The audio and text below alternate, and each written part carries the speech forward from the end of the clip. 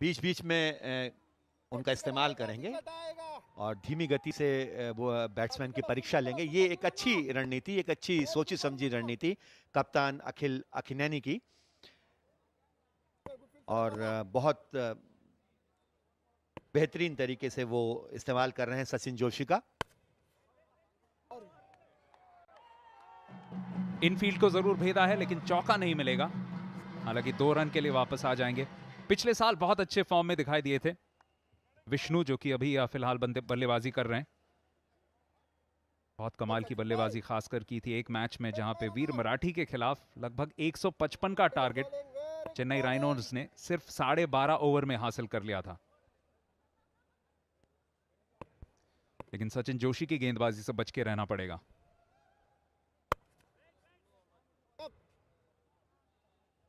लगातार off stump पर खिलाने की कोशिश कर रहे हैं और पूरी जो फील्ड सजाई हुई है उसके अनुरूप बॉलिंग कर रहे हैं यहाँ पर सचिन जोशी।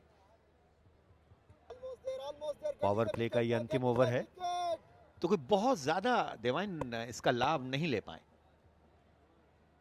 4 गेंद अभी भी शेष हैं। अरे वो गति में परिवर्तन, रनआउट का मौका बन सकता था। डायरेक्ट हिट तो जरूर लगा है। बहुत उत्साहित हुए हैं तेलुगु वॉरियर्स की फील्डिंग टीम और थर्ड अंपायर के लिए भी अपील किया गया है। और इसमें देखना बहुत दिलचस्प होगा क्योंकि बहुत जल्दी कॉल किया था और बहुत तेजी के साथ दौड़े थे विक्रांत, लेकिन क्या यहां पे बचे हैं? काफी मुश्किल के क्षण, जिस तरीके से दूसरे एंगल से भी देखा जा सकता है। जी इस एंगल से आप देख पाएंगे कि बॉल सीधी आके लगी जरूर, लेकिन उससे पहले ऐसा लग रहा है कि बल्ला शायद क्रॉस कर चुका है, तो मेरे हिसाब से ये नॉट आउट हो सकता है। बहुत करीबी मामला है।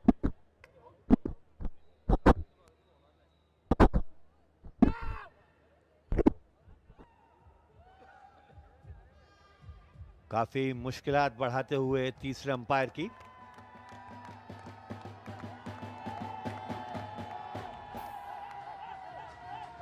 तो नॉट आउट आखिरकार, लेकिन राकेश ऐसे ही फील्डिंग की जरूरत है जरूर। डिवाइन निश्चित तौर से इससे बैट्समैन के ऊपर दबाव पड़ता है और आगे के लिए उनके जो मनोबल है वो कहीं ना कहीं टूटता है और वो सिंगल्स चुराने की स्थिति में नहीं रहते, वो बड़े रिस्क लेने की स्थिति में नहीं रहते। आपको फिर से याद दिला दे, CCL सुपर फैन बन सकते हैं आप और आपको 1 लाख की राशि भी मिल सकती है। तो भाग लीजिए कॉन्टेस्ट में और साथ साथ समर्थन भी कीजिए Parle 2020 cookies celebrity cricket league 2016 का। छठे ओवर के चौथी गेंद के साथ सचिन जोशी। दूसरे विकेट के लिए 40 से अधिक रनों की भागीदारी हो चुकी है, जो कि तेलुगु वॉरियर के लिए कोई बहुत अच्छा संदेश नहीं। यहाँ पर घुटने पर बैठते हुए उसे पुल कर दिया इस बार सीमा रेखा के बाहर। गेंद 4 रनों के लिए निकलते हुए और इस तरीके से स्कोर बढ़कर 48। 1 विकेट के नुकसान पर झूमते हुए दर्शक अपने अपने फैन और अपने अपने टीम के ध्वज लिए हुए, और यहीं ये बूस्ट का एनर्जी ड्रिंक निश्चित तौर से दोनों बैट्समैन आज एक बड़ी भागीदारी की तरफ बढ़ते हुए। राकेश इस पिच पे आप बिल्कुल छोटी गेंद यानी छोटी लंबाई की गेंद नहीं डाल सकते और उसी का खामियाजा भुगता इस बार। आखिरी गेंद डॉट बॉल यानी 6 ओवर पावर प्ले के बाद 48 पे 1 तेलुगु चेन्नई राइनोज।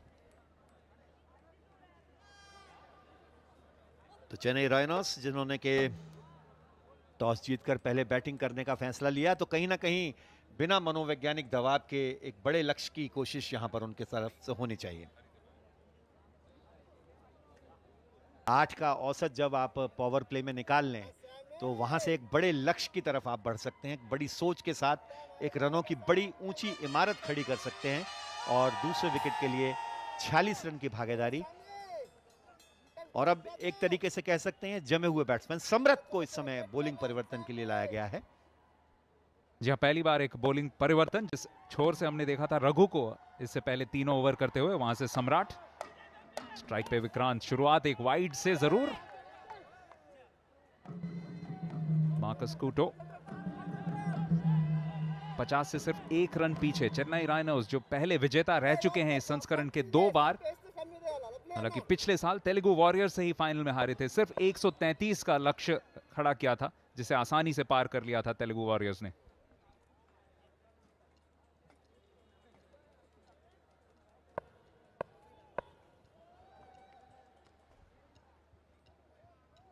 सम्राट रेड्डी, और काफी ऑफ स्टंप के बाहर थी ये गेंद, लेकिन बहुत अच्छा दिशा दे दी इस बार उसे थर्ड मैन की तरफ से, और ये 4 रन के लिए गेंद सीमा रेखा के बाहर निकलते हुए बहुत ही सही तरीका, अपने आप को पोजीशन किया और ये देखा कि वहां जब खाली क्षेत्र है उसके बीच में से गेंद को निकाला, और इन 4 रनों के साथ स्कोर 50 के पास, 53 एक विकेट के नुकसान पर। चतुराई भरा स्ट्रोक, क्योंकि वो जानते थे कि जितने भी बाउंड्री राइडर्स थे वो थोड़े से डीप थे, यानी शॉर्ट थर्ड मैन का भरपूर फायदा उठाते हुए सिर्फ गति का इस्तेमाल किया गेंद पे।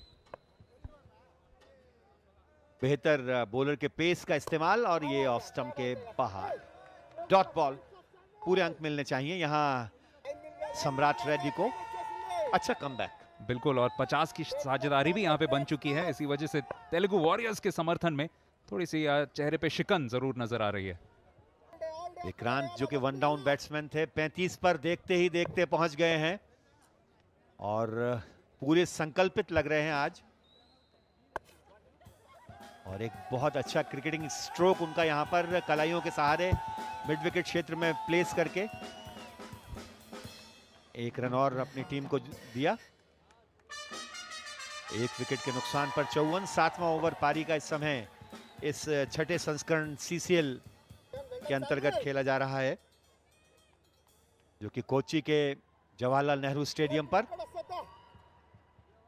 तेलुगु वॉरियर का ये दूसरा मैच है और चेन्नई रेनाल्ड्स का भी दूसरा मैच है।